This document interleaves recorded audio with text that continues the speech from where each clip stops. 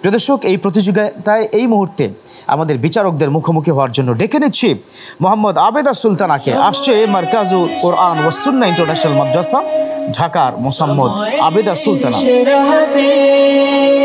আসসালামু আলাইকুম ওয়া রাহমাতুল্লাহি ওয়া বারাকাতুহু। ওয়া আলাইকুম আসসালাম। কি ছোট্ট বন্ধু বালিকা, হ্যাঁ? আল্লাহু আকবার কাবীরা। পারবে তো ইনশাআল্লাহ? জি ইনশাআল্লাহ। দ্বিতীয় রাউন্ড, ঠিক আছে, তোমার জন্য শুভকামনা।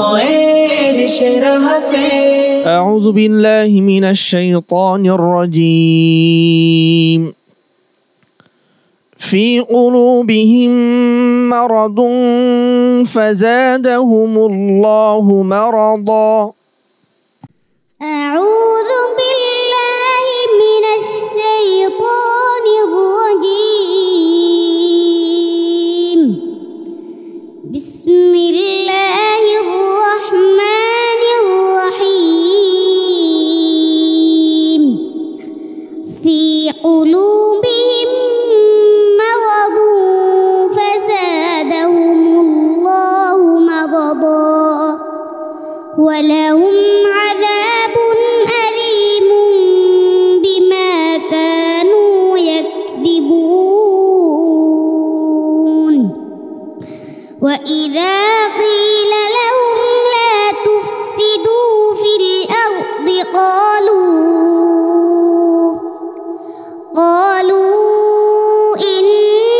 إنما نحن مصلحون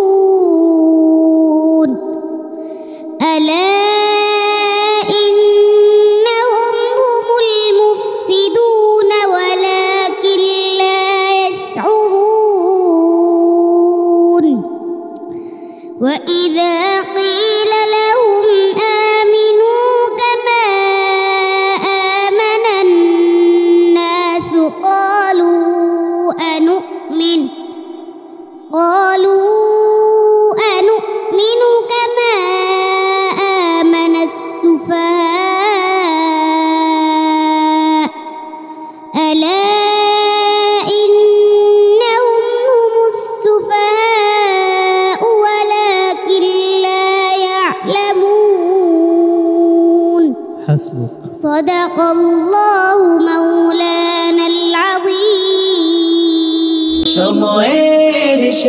মাশাআল্লাহ, মোহাম্মদ আবেদা সুলতান, আল্লাহু আকবার কাবীরা। বিস্ময় বালিকা, চমৎকার তেলাওয়াত।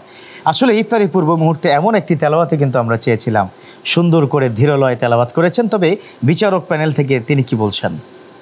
মাশাআল্লাহ, আবেদা সুলতানা বরাবরই সুন্দর তিলাওয়াত করে, তবে কিছু মুলাহাদা এখনও রয়েছে।